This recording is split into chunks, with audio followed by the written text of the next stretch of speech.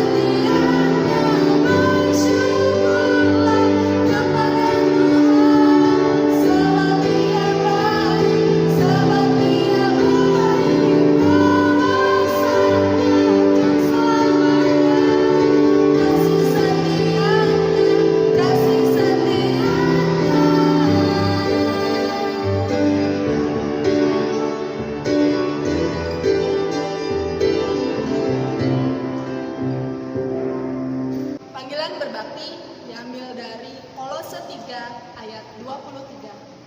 Apapun juga yang kamu perbuat, perbuatlah dengan segenap hatimu seperti untuk Tuhan dan bukan untuk manusia.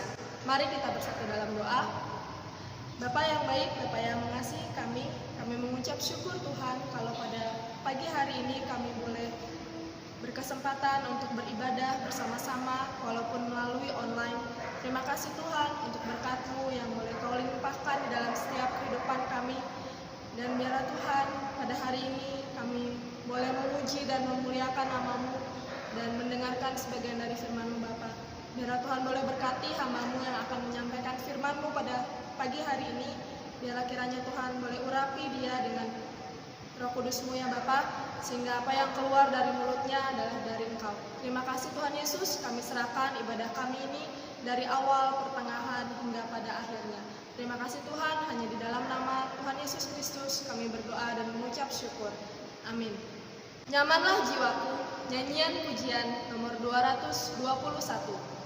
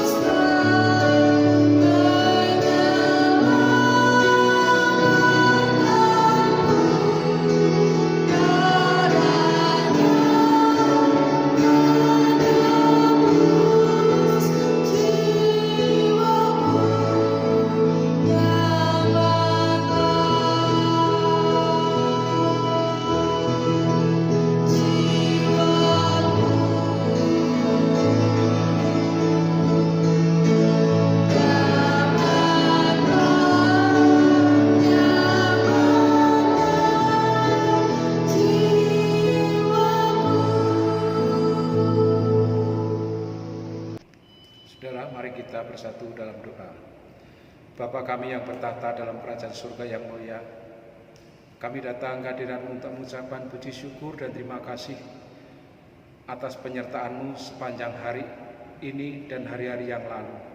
Tuhan, saat ini kami menyerahkan pertumbuhan jemaat Gereja Baptis Babaton. Kiranya Tuhan berkenan untuk menolong kami semua, sehingga persekutuan kami semakin hari semakin kuat dan bertumbuh di dalam iman juga pengharapan. Kami juga menyerahkan kesejahteraan bagi keluarga kami yang saat ini sedang merindukan pekerjaan dan juga menyelesaikan pendidikan untuk setiap jemaat. Tuhan akan lengkapi dan Tuhan tolong bagi setiap keluarga, sehingga mereka semua dapat merasakan campur tangan-Mu sungguh luar biasa. Demikian juga Tuhan, kami juga menyerahkan kesehatan bagi setiap jemaat agar dapat terlindung dari COVID-19.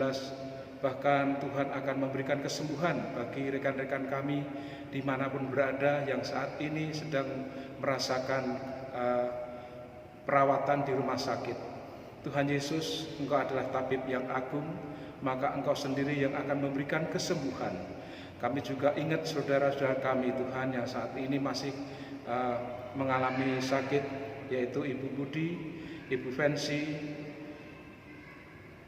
Ibu dan Ibu Sundari, Bapak Karyadi, dan Bapak Dadi di dalam pemulihan. Kami percaya bahwa Engkau senantiasa hadir di tengah-tengah rekan-rekan kami yang saat ini sedang sakit ataupun sedang mengalami proses pemulihan. Karena Engkau Allah yang mempunyai hikmat, Allah yang terus memberikan ketenangan bagi setiap jemaat dalam menghadapi sakit penyakit.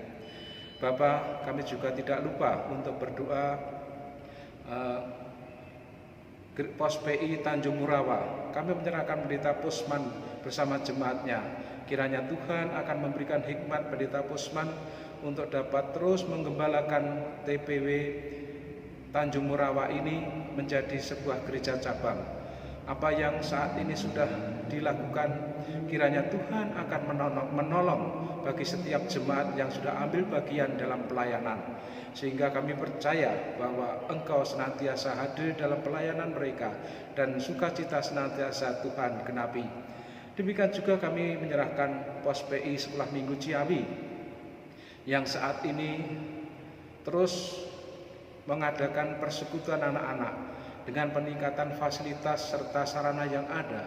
Kiranya anak-anak akan mampu untuk mengenal Engkau lebih baik lagi. Dengan segala kreativitas para guru, anak-anak juga akan senantiasa mempunyai tanggung jawab, sehingga mereka senantiasa menunggu hari yang sudah ditentukan, yaitu hari Sabtu dalam satu minggu. Kami juga menyerahkan Pos PI Ciampea. Kami percaya Tuhan, bila mana Engkau sudah memulai dengan Pos PI yang lainnya, tentu Pos PI Ciampea, Ciawi, dan juga Pos PI yang akan kami jalankan, Tuhan akan berkati sehingga semuanya akan berjalan sesuai dengan rencana-Mu. Kami sebagai panitia PI tentu juga rindu adanya perkembangan pelayanan di Gereja Baptis Babaton ini. Bapak, kami juga terus berdoa untuk pengadaan vaksin yang saat ini sudah berjalan dengan baik, namun belum masuk pada tataran yang paling bawah. Oleh karena itu ya Bapak, kiranya Tuhan akan memberikan hikmat bagi para pejabat untuk dapat segera menyelesaikan tugas yang berat ini. Karena apa yang sudah Presiden rencanakan sungguh merupakan jawaban bagi kami sebagai rakyat untuk menerima kesehatan yang dari Engkau. Bapa, inilah doa dan ucapan syukur juga permohonan kami yang kami serahkan hanya ke dalam tangan Putra-Mu yang tunggal, Tuhan kami, Yesus Kristus. Amin. Tiba saatnya kita akan mengumpulkan sebagian dari apa yang sudah kita terima dalam minggu ini. Panggilan memberi diambil dari 1 Tawarik 29 ayat 14. Sebab siapakah aku ini dan siapakah bangsaku, sehingga kami mampu memberikan persembahan sukarela seperti ini? Sebab daripada mula segala-galanya, dan dari tangan-Mu sendirilah persembahan yang kami berikan kepadamu. Mari kita bersatu dalam doa. Bapa kami yang bertata dalam kerajaan surga, pada saat ini Tuhan, kami mau mengumpulkan persembahan kami ya Bapa. Kami mau menyerahkan Tuhan persembahan ini ke dalam tangan kuasa-Mu Tuhan. Biarlah Kau boleh berkati persembahan ini untuk boleh memperluas kerajaan-Mu, memperluas pekabaran Injil di tempat ini Tuhan. Kiranya Tuhan boleh berkati tangan-tangan yang sudah memberi ya Bapa, maupun yang belum memberi, biarlah kiranya Tuhan terus berkati mereka melimpah dengan berkat-Mu ya Bapa. Terima kasih Tuhan Yesus, hanya di dalam nama-Mu kami berdoa dan mengucap syukur. Amin. Nats khotbah diambil dari 1 Petrus 1 ayat 11 sampai 13. Dan mereka meneliti saat yang mana dan yang bagaimana yang dimaksudkan oleh Roh Kristus yang ada di dalam mereka, yaitu Roh yang sebelumnya memberi kesaksian tentang segala penderitaan yang akan menimpa Kristus dan tentang segala kemuliaan yang menyusul sesudah itu. Kepada mereka telah dinyatakan bahwa mereka bukan melayani diri mereka sendiri, tetapi melayani kamu dengan segala sesuatu yang telah diberitakan sekarang kepada kamu dengan perantaraan mereka, yang oleh Roh Kudus yang diutus dari surga menyampaikan berita Injil kepada kamu, yaitu hal-hal yang ingin diketahui oleh malaikat-malaikat. Sebab itu, siapkanlah akal budimu, waspadalah, dan letakkanlah pengharapanmu seluruhnya atas kasih karunia yang dianugerahkan kepadamu pada waktu penyataan Yesus Kristus. Kita akan mendengarkan khotbah yang akan disampaikan oleh Pendeta Bunda Kastasi Tepu. Sebelumnya kita akan menaikkan pujian Dekat Bapa.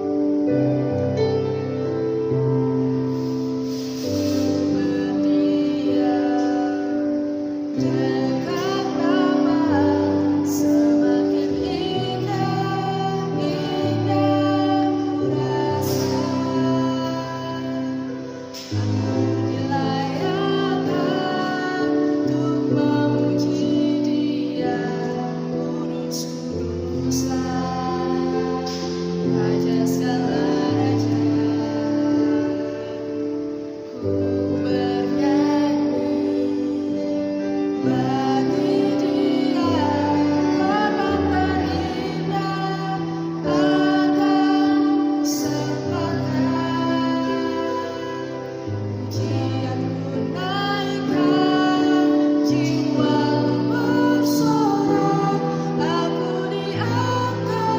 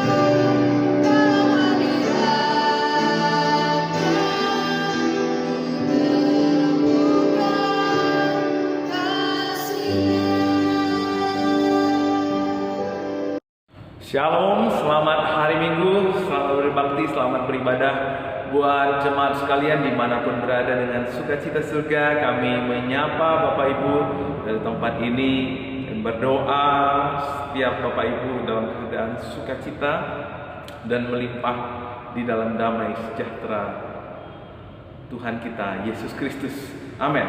Hari ini kita akan kembali belajar bersama-sama lewat kebenaran firman-Nya. Namun sebelum itu bersama saya katakan, aku pasti mengalami kebaikan-kebaikan hatinya Tuhan.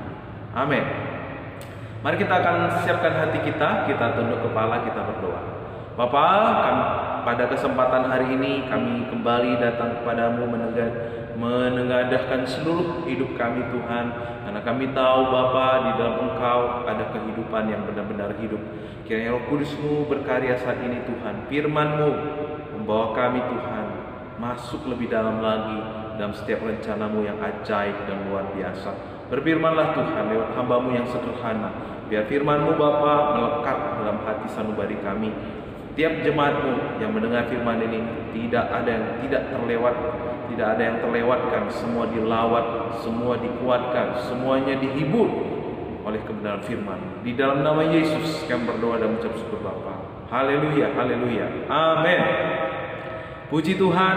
Judul firman Tuhan pagi hari ini adalah Yesus adalah jawaban. Ya, Yesus adalah jawaban. Dunia ini menawarkan solusi, ya, mengatasi masalah dengan menambah masalah. Ya, sehingga manusia yang mencari jawaban, manusia yang berharap kepada dunia ini akan semakin terpuruk. Karena dunia ini tidak memberikan jawaban yang pasti. Karena dunia ini memang sudah jatuh dan membawa setiap orang yang bersandar kepadanya kepada kebinasaan, kepada kehancuran. Tetapi ada satu pribadi yang menjadi kabar baik pada hari ini. Ia menjadi jawaban atas setiap persoalan kehidupan yang kita hadapi. Ya, dia tidak hanya menyelamatkan kita dari maut.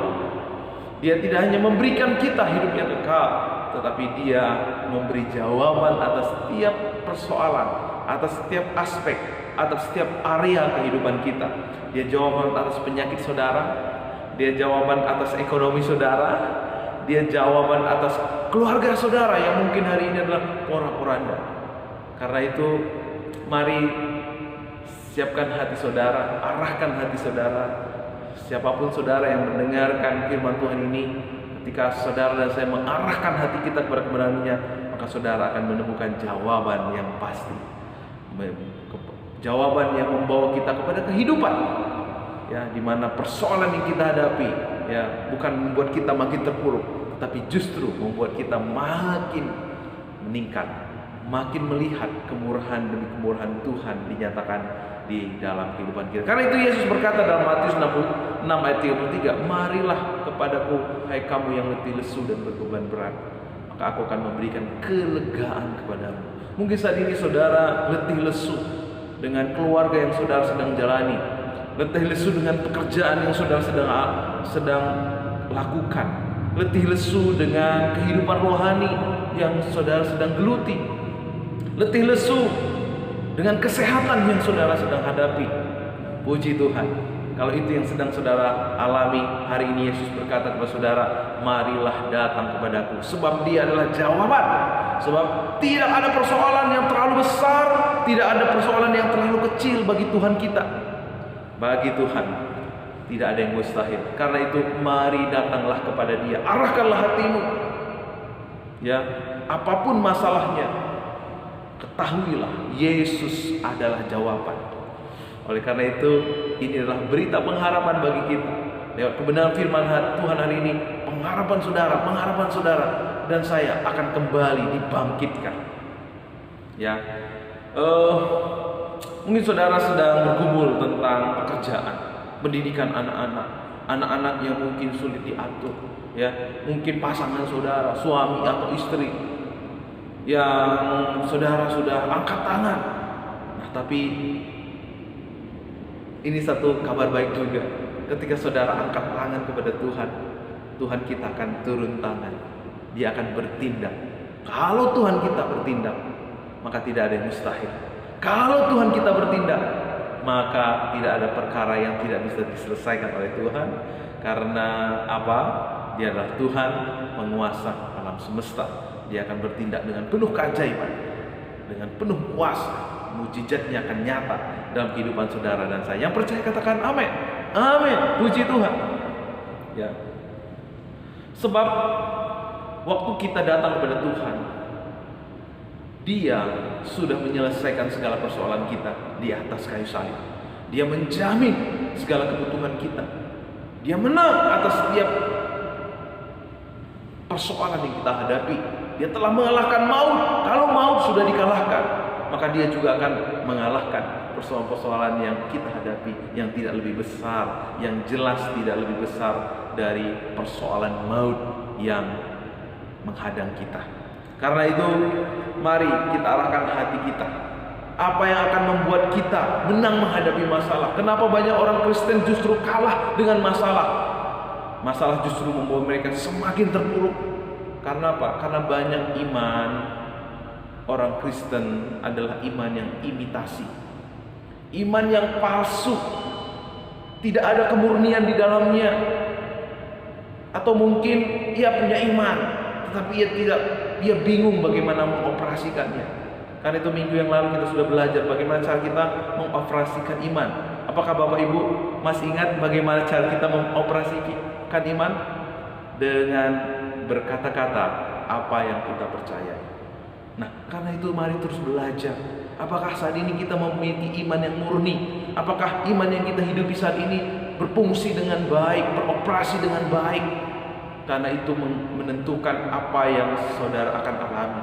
Karena itu menentukan saudara dan saya, apakah saudara akan melihat jawaban atas setiap persoalan yang kita hadapi di dalam Tuhan kita, Yesus Kristus. Kalau iman kita palsu, kalau iman kita adalah iman yang imitasi, maka di dalamnya tidak ada kuasa, tidak ada pertumbuhan, tidak ada kehidupan, tidak ada kemenangan di dalamnya. Karena itu mari cek iman kita saat ini. Apakah iman kita benar-benar adalah iman yang murni, iman yang seperti yang Alkitab katakan, ya. Karena itu mari kita belajar bagaimana kita melihat apakah iman yang kita miliki saat ini adalah iman yang sungguh-sungguh seperti yang Alkitab katakan. Sebab tadi kita sudah membaca dalam 1 Petrus, ya, dalam 1 Petrus Alkitab katakan, ya, ayat yang ke-10, ya, Alkitab katakan, ayat yang ketiga dan 10, terpujilah Allah dan Bapa Tuhan kita Yesus Kristus, yang karena rahmat-Nya yang besar telah melahirkan kita kembali oleh kebangkitan Yesus Kristus dari antara orang mati kepada suatu hidup yang penuh pengharapan. Keselamatan itulah yang diselidiki dan diteliti oleh nabi-nabi yang telah bernubuat tentang kasih karunia yang diuntukkan bagimu. Nah, jadi saudara, hari ini kita melihat apa yang dikatakan oleh surat Petrus ini, bahwa Tuhan kita Yesus Kristus yang karena rahmat yang besar telah melahirkan kita kembali oleh apa? Oleh kebangkitan Yesus Kristus dari antara orang mati kepada suatu hidup yang penuh pengharapan. Nah, kita yang ada di dalam Yesus memiliki kehidupan yang penuh pengharapan. Keselamatan yang kita miliki ini yang dianugerahkan dalam Yesus Kristus itu telah diselidiki, telah diteliti oleh nabi-nabi. Mereka bernubuat tentang kasih karunia. Jadi saya ingin Bapak Ibu Saudara tahu bahwa kasih karunia itu adalah hatinya Tuhan. Ia telah merencangkan, ia telah menubuatkan lewat para nabi, para hamba-hambanya tentang kasih karunia. Ia telah mempersiapkan sedemikian rupa karena Allah rindu, Allah bermimpi, punya mimpi, kasih karunia-Nya bisa mengubah, memulihkan kehidupan manusia. Sejak zaman purbakala lewat nabi-nabi, ya, Ia telah menubuatkan lewat hamba-hambanya. Artinya ini adalah suatu kerinduan Allah bagi umatnya, agar umatnya menghidupi kasih karunia-Nya. Jadi kasih karunia itu bukan sesuatu yang baru. Kasih karunia itu ada di perjanjian lama. Tetapi memang di dalam perjanjian lama kasih karunia masih agak samar-samar, belum dibukakan. Tetapi zaman saudara, zaman saya, kasih karunia sudah begitu nyata. Nah, karena itu kita harus tahu kasih karunia ini adalah hatinya Allah. Allah mau agar kita mengerti tentang kasih karunia, mengenal Allah lewat kasih karunia-Nya. Karena lewat kasih karunia Allah kita dilayakkan. Kalau saudara dan saya dilayakkan, berarti saudara berhak atas segala sesuatu yang dikerjakannya di atas kayu salib, berhak atas segala sesuatu yang Allah sediakan yang menjadi kebutuhan kita. Yusuf, Nuh, Musa, Gideon, Daud, bahkan Paulus, mereka semua adalah orang-orang yang mengalami kasih karunia Allah. Bagaimana Yusuf, ya, tadinya nothing, menjadi seorang yang berlimpah-limpah. Karena apa? Alkitab katakan dalam Kejadian 39:1, Yusuf mendapat kasih karunia Allah. Nuh juga mendapat kasih karunia Allah. Musa juga mendapat kasih karunia Allah. Gideon juga mendapat kasih karunia. Esther, Daniel, Sadak, Mesek, semuanya mereka mendapat kasih karunia Allah. Sehingga ketika mereka menghadapi persoalan, tidak ada persoalan yang terlalu sulit, tidak ada persoalan yang membuat mereka menjadi terpuruk. Justru lewat persoalan mereka melihat bagaimana Tuhan mengangkat hidup mereka, karena Yesus adalah jawaban. Ibrani 4 ayat yang ke-16, sebab itu marilah kita dengan penuh keberanian menghampiri tahta kasih karunia, supaya kita menerima rahmat, menemukan kasih karunia, mendapatkan pertolongan kita pada waktunya. Orang-orang yang menghampiri tahta kasih karunia Allah pasti akan mendapatkan pertolongan tepat pada waktunya.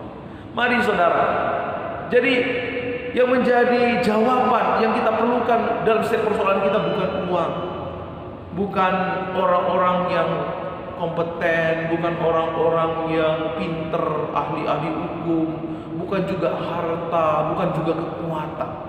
Yang saudara butuhkan apa? Kasih karunia. Hampirilah kasih karunia-Nya. Tiap kali kita datang ke gereja ini, tiap kali saudara dan saya berdoa, mari datanglah dengan menghampiri kasih karunia-Nya, menghampiri tahta kasih karunia-Nya. Ya, kasih karunia itu adalah pemberian Allah. Kita diselamatkan karena pemberian Allah. Kita bisa datang kepada Allah karena kemurahan Allah. Itu yang akan membuat kita melihat rahmat dan menyaksikan pertolongan Allah tepat pada waktunya.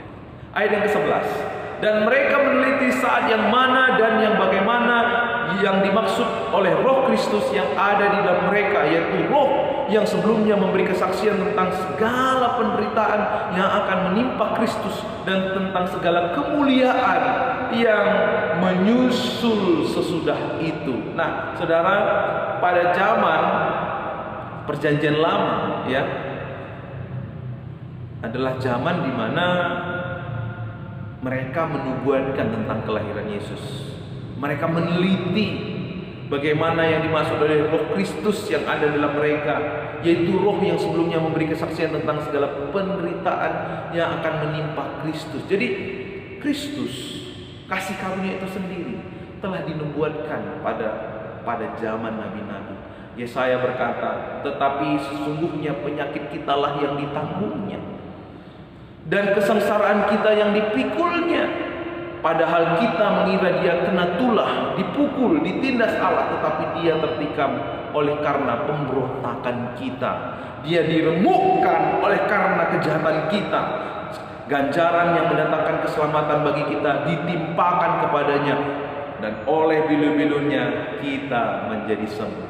Yesus menderita, dan karena penderitaannya, karena bilu-bilunya, kita menjadi sembuh. Itulah kemuliaan yang Allah kerjakan bagi kita.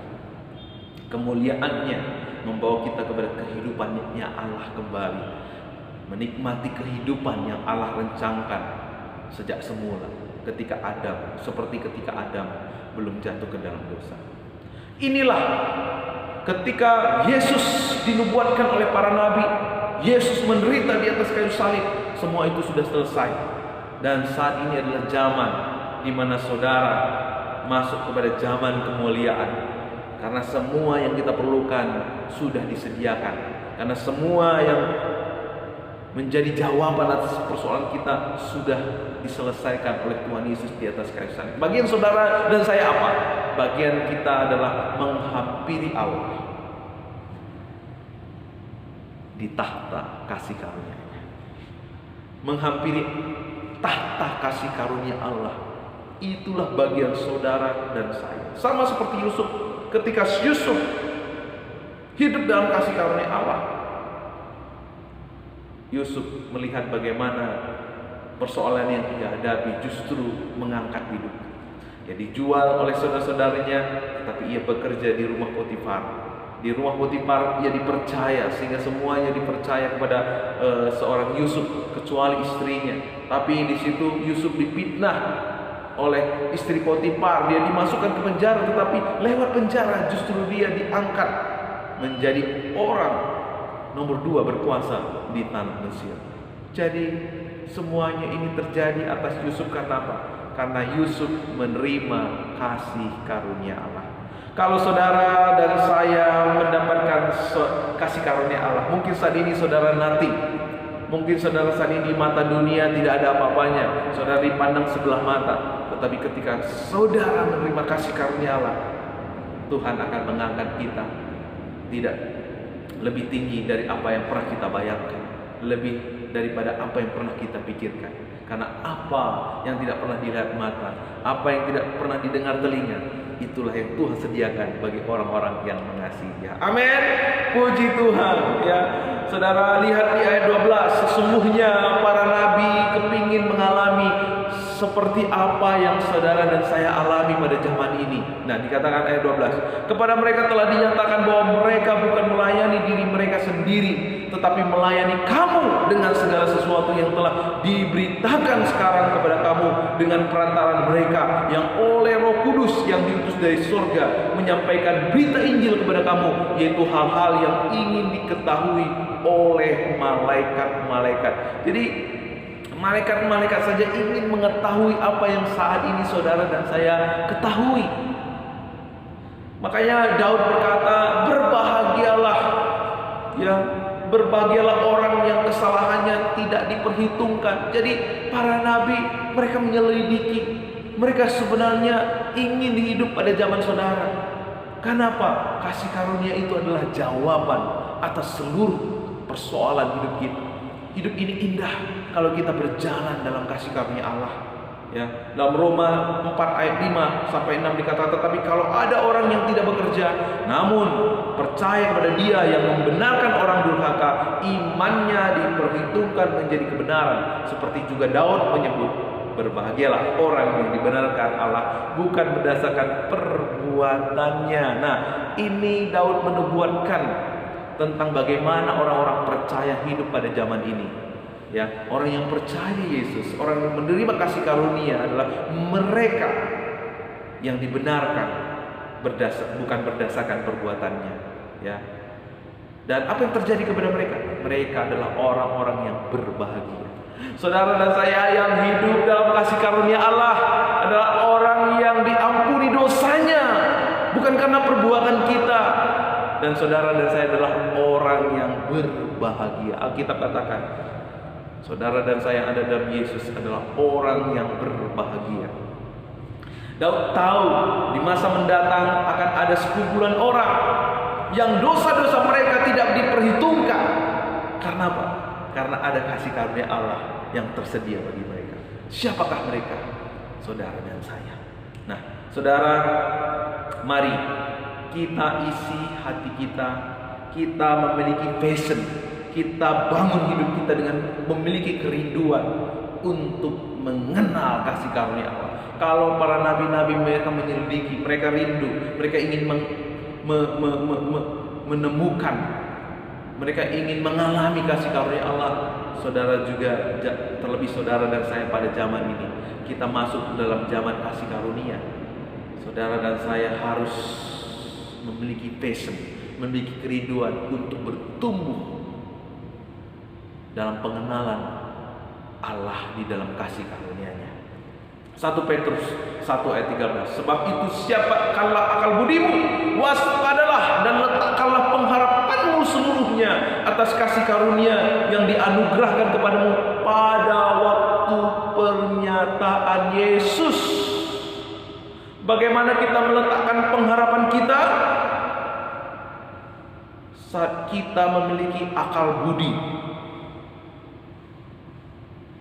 Akal budi yang mengenal, yang memiliki pengenalan akan pernyataan Yesus Kristus.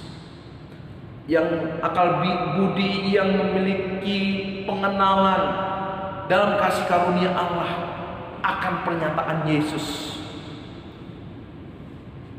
Bersyukur Bapak Ibu, saudara berada di gereja ini yang terus-menerus menggemakan tentang kasih karunia.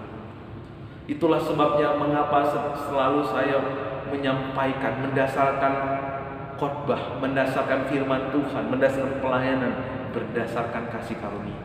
Karena kasih karunia adalah jawaban atas seluruh persoalan hidup saudara dan saya.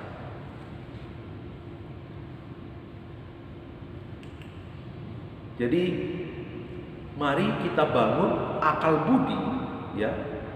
Akal budi yang kita letakkan pada pengharapan kita seluruhnya atas kasih karunia yang dianugerahkan kepada kita pada waktu pernyataan Yesus. Apa maksudnya? Nah, kalau saudara punya persoalan, mari letakkan pengharapan kita kepada Tuhan yang penuh dengan kasih karunia. Bagaimana kita meletakkan pengharapan kita kepada Tuhan? Mari kenallah Tuhan. Sekali lagi saya katakan, bertumbuhlah kepada pengenalan akan Kristus.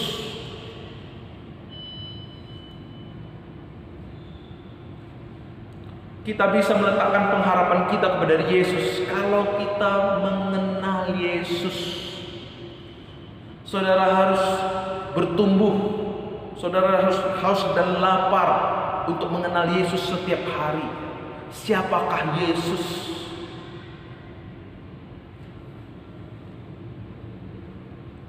Mari sandarkan hidup kita pada pengenalan akan Yesus.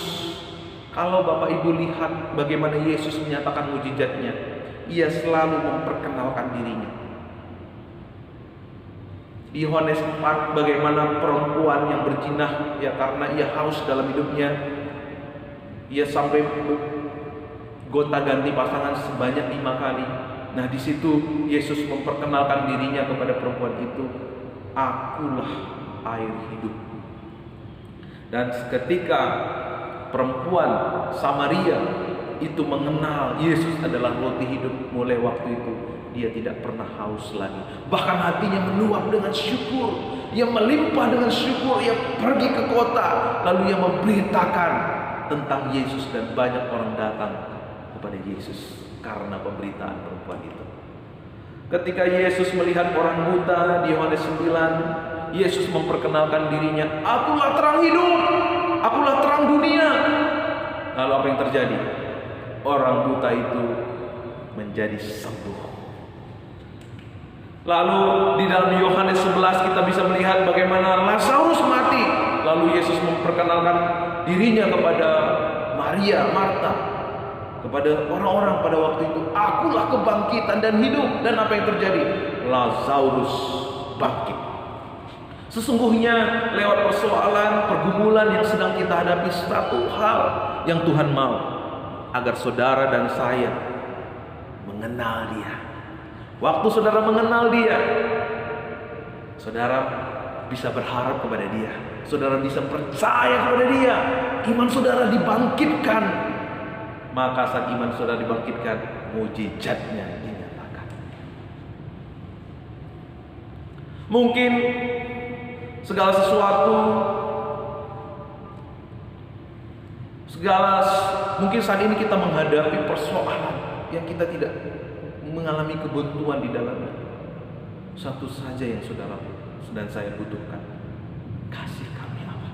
Di dalam kasih karunia Allah kita akan melihat segala yang kita butuhkan. Apakah itu uang, apakah itu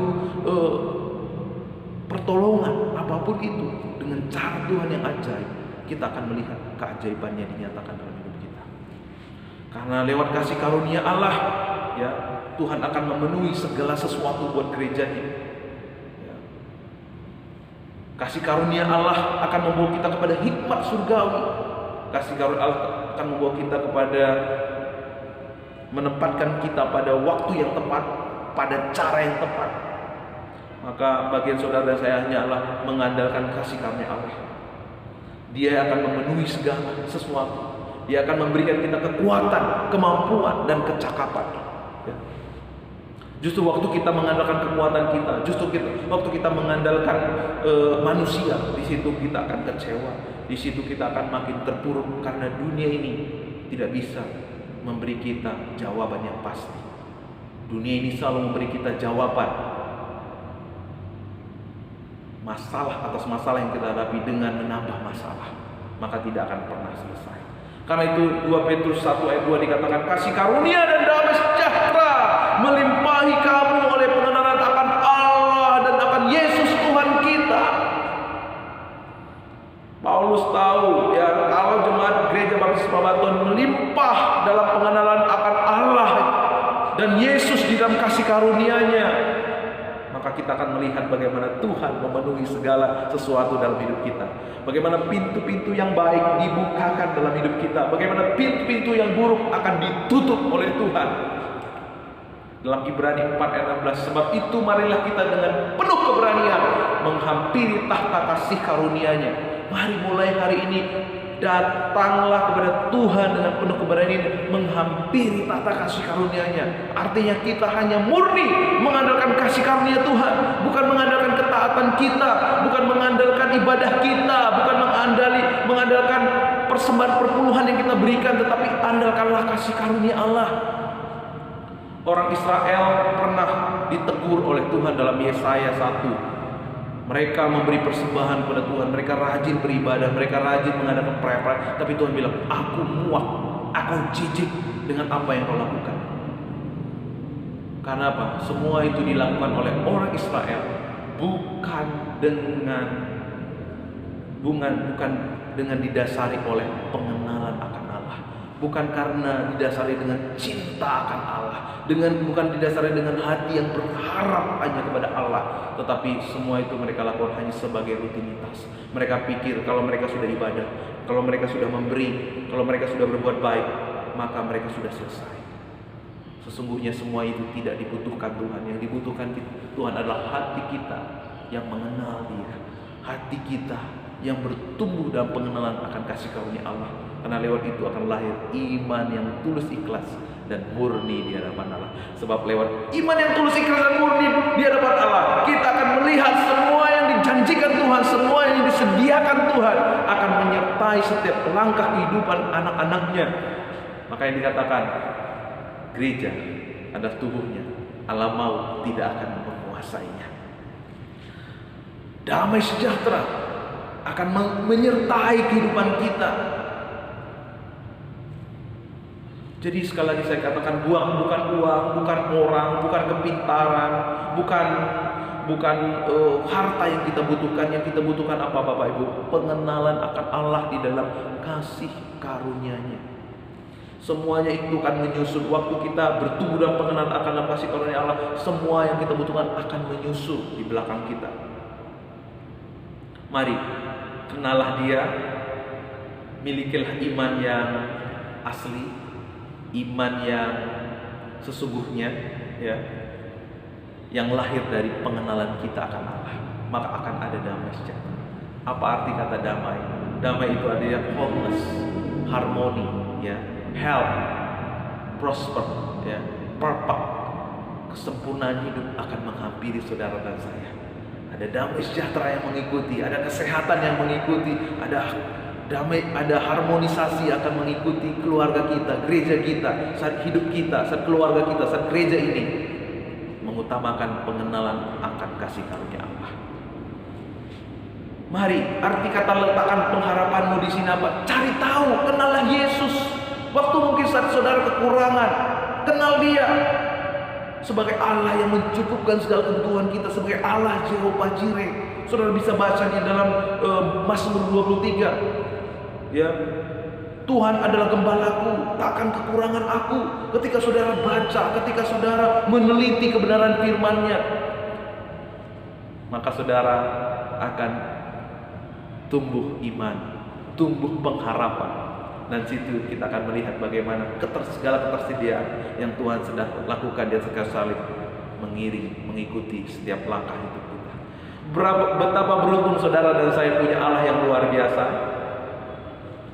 Ingat, di dalam kasih karunia-Nya sesungguhnya setiap tantangan yang kita hadapi, setiap kesulitan, setiap persoalan yang kita hadapi justru akan membawa kita kepada kehidupan yang terus berkemenangan. Dan dunia akan melihat siapa Allah kita lewat apa yang kita hidupi. Dan mereka akan datang tersungkur sujud mengaku Yesus adalah Tuhan dan Juru Selamat dalam hidup mereka.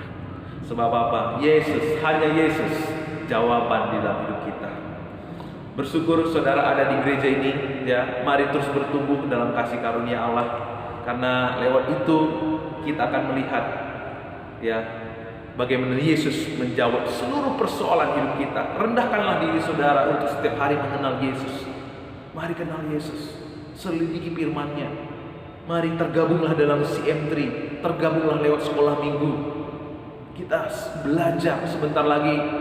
Saya rindu juga mengadakan kelas Joy Life, ya, kelas di mana kita kembali dirombak imannya. Kalau ada sekiranya pengertian iman yang salah, kita dibaharui dalam kelas Joy Life.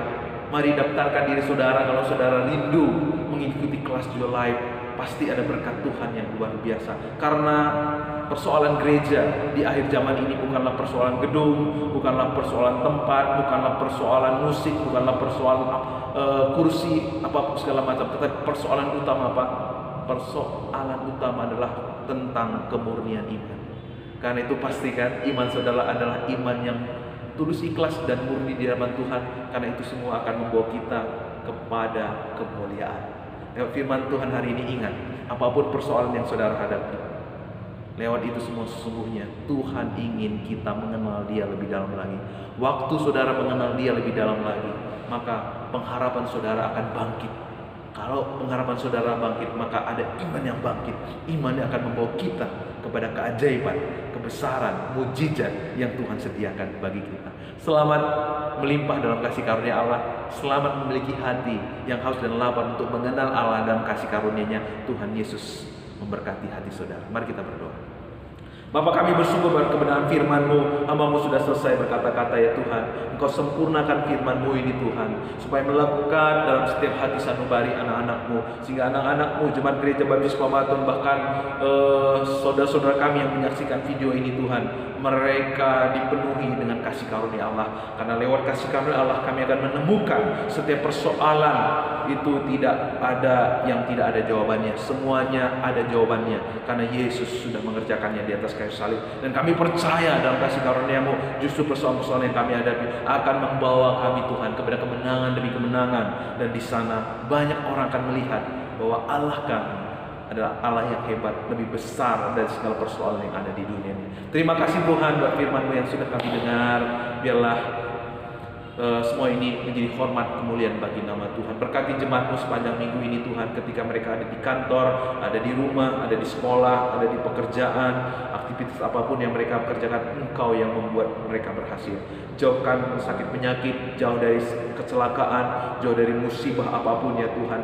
Virus kuman penyakit menjauh dari setiap rumah-rumah jemaat-Mu ya Bapa. Dan apapun persoalan yang mereka hadapi saat ini, Tuhan yang memberi kemenangan, Tuhan yang memberikan kekuatan ya Tuhan.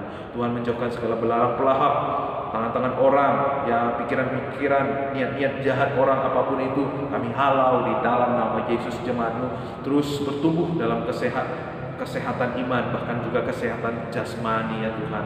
Terima kasih Tuhan. para orang tua terus bertambah bijak, anak-anak kami bertumbuh sebagai anak-anak yang takut akan Tuhan. Inilah doa kami Bapa, biar gereja ini terus menjadi gereja yang melimpah dalam kasih karunia Allah, gereja yang terus mau belajar untuk mengenal kasih karunia-Mu, mengenal Engkau lewat CM3, lewat sekolah minggu, lewat jam doa, lewat ibadah. Seluruh jemaat-Mu boleh datang dengan penuh keberanian menghampiri tahta kasih karunia Tuhan. Terpujilah nama-Mu Tuhan, kekal sampai selama-lamanya. Dalam nama Yesus kami berdoa. Haleluya.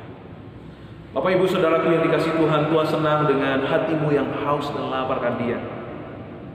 Tuhan mengasihimu dengan kasih yang sempurna. Sebelum kita akan kembali ke rumah kita masing-masing, sebelum kita akan kembali kepada aktivitas kita masing-masing, mari arahkan seluruh hidupmu dan terimalah berkat Tuhan.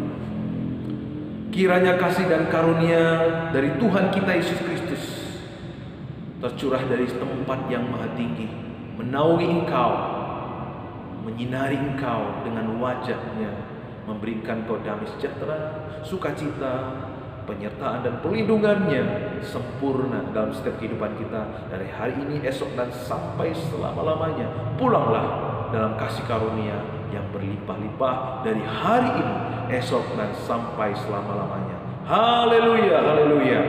Amin. Puji Tuhan, ibadah kita selesai. Sampai bertemu di minggu yang akan datang. Salam sehat, salam kemenangan, salam melimpah dalam kasih karunia Tuhan kita Yesus Kristus. Tuhan Yesus berkati. Amin.